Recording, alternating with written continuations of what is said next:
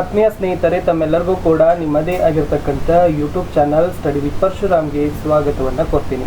ಇಂದಿನ ವಿಡಿಯೋದಲ್ಲಿ ನಾನು ಕರ್ನಾಟಕ ಶಾಲಾ ಪರೀಕ್ಷೆ ಮತ್ತು ಮೌಲ್ಯ ನಿರ್ಣಯ ಮಂಡಳಿ ಮಲ್ಲೇಶ್ವರಂ ಬೆಂಗಳೂರು ಅವರು ನಡೆಸತಕ್ಕಂಥ SSLC ವಾರ್ಷಿಕ ಪರೀಕ್ಷೆ 2025ಕ್ಕಾಗಿ ಗಣಿತದಲ್ಲಿ ಏನು ಮಾಡಿದ್ದಾರೆ ಅಂದರೆ ಪ್ರಶ್ನೆ ಪತ್ರಿಕೆ ವಿನ್ಯಾಸ ಮತ್ತು ಅಂಕ ವಿಭಜನೆಗಳನ್ನು ಕೊಟ್ಟಿದ್ದಾರೆ. ಸೊ ಅದನ್ನು ನೋಡ್ಕೊಂಡು ಬರೋಣ. ಆಲ್ರೆಡಿ ನಾನು ಹಿಂದಿ, ಕನ್ನಡ ಮತ್ತು ಸೈನ್ಸಲ್ಲಿ ಹಾಕಿದ್ದೀನಿ. ವಿಡಿಯೋದ ಡಿಸ್ಕ್ರಿಪ್ಷನ್ ಬಾಕ್ಸ್ನಲ್ಲಿ ನಾನು ನಿಮಗೆ ಲಿಂಕನ್ನು ಸಹಿತ ಕೊಡ್ತೀನಿ. ಅದನ್ನು ಸಹಿತ ತಪ್ಪದೆ ನೋಡಿ, ಚೆನ್ನಾಗಿ ಪ್ರಿಪೇರ್ ಮಾಡಿ ಅಂತ ಹೇಳ್ತಾ ಸ್ವಲ್ಪ ಮಟ್ಟಿಗೆ ಏನು ಮಾಡಿದ್ದಾರೆ ಅಂತಂದರೆ ಬದಲಾವಣೆಯನ್ನು ಮಾಡಿದ್ದಾರೆ. ಸೊ ಏನೆಲ್ಲ ಬದಲಾವಣೆ ಮಾಡಿದ್ದಾರೆ ಅಂತ ನೋಡುವ. ಸೊ ಅದಕ್ಕಿಂತ ಮುಂಚೆ ವಿಡಿಯೋಗಳನ್ನು ಲೈಕ್, ಶೇರ್ ಹಾಗೂ ಸಬ್ಸ್ಕ್ರೈಬ್ ಮಾಡೋದನ್ನು ಮಾತ್ರ ಮರೆಯದಿರಿ ಅಂತ ಹೇಳ್ತಾ 2024-25ನೇ ಸಾಲಿನ SSLC ಪರೀಕ್ಷೆಯ ಪ್ರಶ್ನೆ ಪತ್ರಿಕೆ ವಿನ್ಯಾಸ ಆಯಾಮ 1. ಮೊದಲಿಗೆ ವಿಷಯಾಧಾರಿತ ಅಂಕಗಳ ವಿಂಗಡಣೆಯನ್ನು ನೋಡ್ಕೊಂಡು ಬರೋಣ. ಸಂಖ್ಯಾ ಪದ್ಧತಿ ಥೀಮ್ಸಲ್ಲಿರ್ತಕ್ಕಂಥ ಬರೋದು ಪಾಠ ವಾಸ್ತವ ಸಂಖ್ಯೆಗಳು. ಇಲ್ಲಿಂದ 5 ಮಾರ್ಕ್ಸ್ ಕ್ವಶನ್ಸ್ಗಳು ನಿಮ್ಮ ಪರೀಕ್ಷೆಗೆ ಬರ್ತವೆ. ನೆನಪಿಟ್ಕೊಡ್ರಿ, ಚೆನ್ನಾಗಿ ಇದನ್ನು ಕಂಟೆಂಟನ್ನು ಓದ್ಕೊಡ್ರಿ. ಇನ್ನು ಬೀಜ ಗಣಿತದಲ್ಲಿ ಒಟ್ಟು 27 ಮಾರ್ಕ್ಸ್ ಕ್ವಶನ್ಸ್ಗಳು ನಿಮಗೆ ಬರ್ತವೆ. ಸೊ ಯಾವಿದಾವೆ? ಬಹುಪದೋಕ್ತಿಗಳಿದೆ, 2 ಚರಾಕ್ಷರವುಳ್ಳ ಜೋಡಿ ರೇಖಾತ್ಮಕ ಸಮೀಕರಣಗಳ ಪಾಠ ಇದ್ದಾವೆ, ವರ್ಗ ಸಮೀಕರಣಗಳ ಪಾಠ ಇದ್ದಾವೆ, ಸಮಾಂತರ ಶ್ರೇಣಿಗಳ ಪಾಠಗಳು ಇದ್ದಾವೆ. ಒಂದೊಂದು ಪಾಠಿಗಿಲ್ಲ ಅಂತಂದರೆ 6-7 ಅಂಕಗಳು ನಿಮ್ಗೆ ಏನಾಗ್ತಾವಪ್ಪ ಅಂತಂದರೆ ವಾರ್ಷಿಕ ಪರೀಕ್ಷೆಗೆ ಬಂದೇ ಬರ್ತಾವೆ.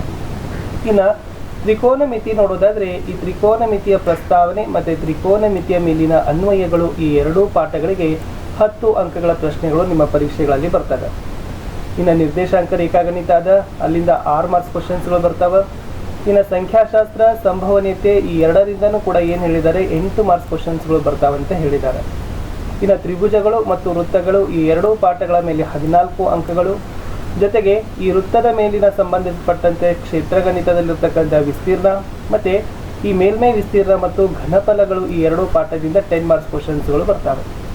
ಒಟ್ಟಾರೆ ನೋಡೋದಾದರೆ ಜ್ಞಾನವನ್ನು ಪರೀಕ್ಷೆ ಮಾಡ್ತಕ್ಕಂಥದ್ದು 12 ಅಂಕಗಳಿದ್ದಾವೆ, ತಿಳುವಳಿಕೆ 14 ಅಂಕ ಇದ್ದಾವೆ, ಅನ್ವಯ 16 ಇದ್ದಾವೆ, ಕೌಶಲ 8 ಇದ್ದಾವೆ. ಇದನ್ನು ಮಾತ್ರ ಕಡಿಮೆ ಮಾಡಿದರೆ ನೆನಪಿಟ್ಕೊಡ್ರಿ. ಕೌಶಲ ಅಂತಂದರೆ ರಚನೆಗಳಿಗೆ ಸಂಬಂಧಪಟ್ಟಂತೆ ಇರ್ತಕ್ಕಂಥದ್ದು, ಗ್ರಾಫ್ಗಳಿಗೆ ಸಂಬಂಧಪಟ್ಟಂತೆ ಪ್ರಶ್ನೆಗಳು ಕೇವಲ 8 ಮಾರ್ಕ್ಸ್ ಇದ್ದಾವೆ. ಹೋದ ವರ್ಷಕ್ಕಿಂತ ಕಡಿಮೆ ಮಾಡಿದ್ದಾರೆ. ಎಸ್, ಕ್ವಶನ್ ಪೇಪರ್ ಪ್ಯಾಟರ್ನ್ ಅಂತೂ ಸೇಮ್ ಅದ. ಬಹು ಆಯ್ಕೆ ಪ್ರಶ್ನೆಗಳು 8, 1 ಅಂಕದ 8, 2 ಅಂಕದ 8, 3 ಅಂಕದ 9, 4 ಅಂಕದ 4, 5 ಅಂಕದ 1, ಒಟ್ಟು 38 ಪ್ರಶ್ನೆ 80 ಅಂಕಗಳನ್ನು ಇಟ್ಟಿದ್ದಾರೆ. ಇನ್ನು ಪ್ರಶ್ನೆ ಪತ್ರಿಕೆಗಳಲ್ಲಿರ್ತಕ್ಕಂಥ ಪ್ರಶ್ನೆಗಳ ಕಠಿಣಗಳನ್ನು ನೋಡೋದಾದರೆ ಸುಲಭವಾಗಿ 24 ಮಾರ್ಕ್ಸನ್ನು ಪಡಿತೀರಿ, ಸಾಧಾರಣವಾಗಿ 40 ಅಂಕವನ್ನು ಪಡಿತೀರಿ. ಕಠಿಣ ಮಟ್ಟದಲ್ಲಿರ್ತಕ್ಕಂಥ ಪ್ರಶ್ನೆಗಳು ನಿಮಗೆ 16 ಅಂಕದ ಪ್ರಶ್ನೆಗಳು ನಿಮ್ಮ ಪರೀಕ್ಷೆಯ ಪ್ರಶ್ನೆ ಪತ್ರಿಕೆಗಳಲ್ಲಿ ಕೊಡ್ತಾರೆ. ಈಗೆಲ್ಲ ನೀವು ಮಿಡ್ ಟರ್ಮಲ್ಲಿ ಬರಿತಾ ಇದ್ರಿ, ನಿಮಗೆಲ್ಲ ಗೊತ್ತದೆ ಯಾವ ಥರನಾಗಿರ್ತಕ್ಕಂಥ ಲೆಕ್ಕಗಳನ್ನು ಬಿಡಿಸ್ಬೇಕು ಅನ್ನೋದನ್ನು. ಸೊ ಚೆನ್ನಾಗಿ ಅವುಗಳನ್ನು ನೀವು ಏನು ಮಾಡಬೇಕು, ಪ್ರಾಕ್ಟೀಸ್ಗಳನ್ನು ಮಾಡ್ತಾನೆ ಹೋಗಬೇಕು.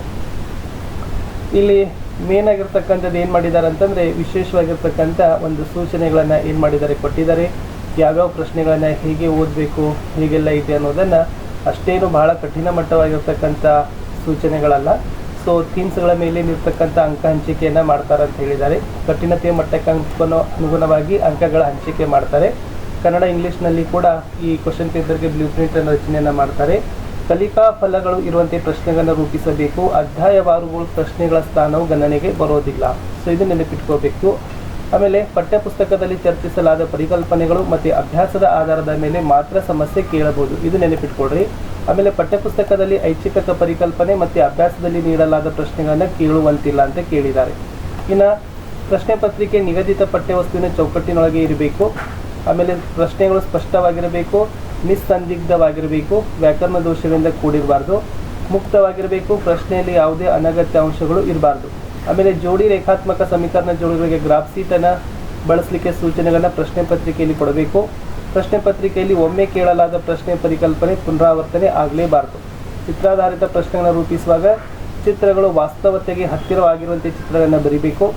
ಆಮೇಲೆ ಟೋಟಲ್ ಆಗಿರ್ತಕ್ಕಂಥದ್ದು ಇವ್ಯಾಲ್ಯುಯೇಟರ್ಸ್ಗೆ ಅಂದರೆ ಕ್ವಶನ್ ಪೇಪರ್ ಸೆಟ್ಟರ್ಸ್ಗಳಿಗೆ ಏನು ಮಾಡಿದ್ದಾರೆ, ಅವರು ಸೂಚನೆಗಳನ್ನು ಕೊಟ್ಟಿದ್ದಾರೆ.